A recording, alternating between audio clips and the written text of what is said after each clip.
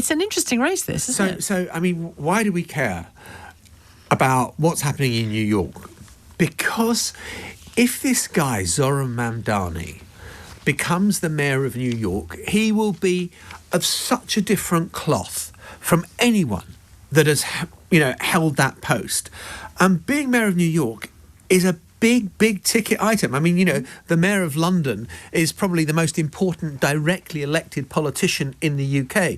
The mayor of New York City has a lot of power, a lot of budget, can do an awful lot of things. A lot of profile. A lot of profile. And Zohran Mamdani, who is, according to the betting markets, 92% certain to become the mayor next week when voting takes place. He's 34 years old. He's Muslim, Ugandan born, describes himself as a socialist. And remember, the politics of the United States is very different from the UK, where the centre of political gravity... Socialist equals communist in a lot of American minds. Exactly, and certainly in Donald Trump's mind as well. And he is kind of, the pledges he's making on rent freezes for properties in New York and free bus and universal health care for children and all the rest of it. It's kind of pretty radical by US standards. It may not seem that kind of shocking in, the context of European social democracy, but in America it is, and it looks like he could win.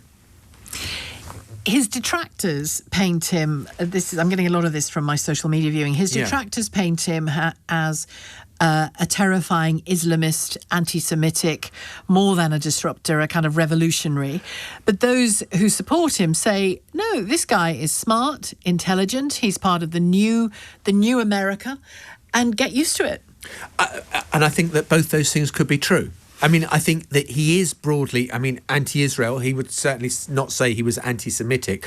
And he's walked back some of his kind of more extreme positions on these things. But look, he's pro-Palestinian and he makes no bones about it. And he's very anti-Netanyahu. I heard an interview he did the other day where he was asked, would he go to Israel? And he said, no. And he justified that by saying, well, I'm the mayor of New York. Why would I want to go to Israel or any other country for that matter? But I think the fact that, you could sell. So, if you are a pro-Israeli, Zionist, Netanyahu supporting Jew living in New York City, are you going to vote for Mamdani? No. But there are younger, more liberal Jews who I think are apparently attracted to him. And this is, I think, one of the kind of critical points. Donald Trump is a disruptor in American politics. And he's a and everyone else's politics. And everyone else's politics. And he's disrupting kind of global politics with, just the unpredictability, but a great communicator and has the feel of where people are. I think Mamdani has a similar sort of appeal. With a different voting base. And, look, you look at what the Green Party is doing in this country under Zack Polanski and the surge in popularity that is taking place there. I think conventional politics is so... I was going to say out of fashion, but that sort of doesn't quite do it justice. I think that conventional politics is just seen to have failed and is not delivering for people. And we want these disruptors. And so Zohran Mamdani...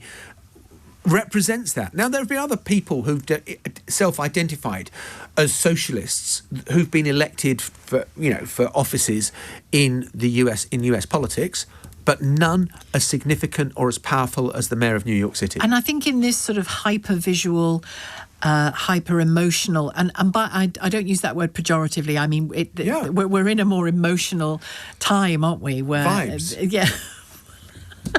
You old hippie. Don't call me an old hippie. You want me to come onto your show and you call me an old hippie? Well, I'm an old hippie too. It's okay. It's okay. Only one old hippie could say that to another. That was hilarious. Jon just sitting at me in his smart suit. Vibes, Sheila. Vibes. Well, but I am talking about vibes. Yes, you're quite right. I think there are vibes politics. I think, do you feel, and I think... the feel. The feel. And I think that Farage, taps into that in the UK. I think Zack Polanski taps into it. I think Corbyn has tapped into that. Does Keir Starmer tap into that? Not really so much. It is about young voters as well. Yeah, it's about young voters, and it's about people feeling that, I believe in this stuff. And, so you get more polarised politics. And that's certainly what we've seen in America. And it feels feels like that is coming to the UK when you see the strength of reform in opinion polls and you see the strength of the Green Party with a kind of pretty radical agenda, that people kind of are prepared to entertain these ideas. And so you get someone who is a great communicator, which Zohran Mamdani is, who kind of is charismatic, which he appears to be, who's got a very, very different policy agenda. And I think that the future belongs to the disruptors, and that is very, very uncomfortable for conventional politicians. For the more stolid politician. I saw a picture on social media yesterday evening of Mamdani walking alongside AOC, Alexandria Ocasio-Cortez, another very left-wing Democrat politician, and Bernie Sanders, who people know well, I think, obviously much older than those two. But it was interesting seeing the three of them together. It was as though they were saying, well, this is an iteration of the Democrats that you can have. And in the same week, pretty much, in which Kamala Harris said to Laura Kuenssberg here in the UK, I might run again.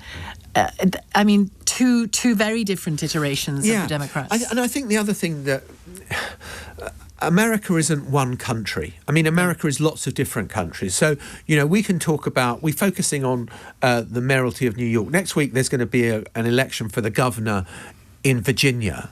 And the main candidate for the Democrats is a very, very different, much more traditional kind of Democrat who was a congresswoman before I don't think that just because... Suited and booted and you've got... New York is not Peoria, Illinois, or Duluth, somewhere else. It's not. These places are very different, and so just to say, right, there's one model. But I think the more general thing of being a disruptor and wanting to change things and tapping into vibes. I'll say it in a kind of 60s hippie voice. You've so offended me. That was a compliment. No, it wasn't. It absolutely Calling was. me a hippie, honestly, I'm never going to get over that. I think there is something to this in the change in politics.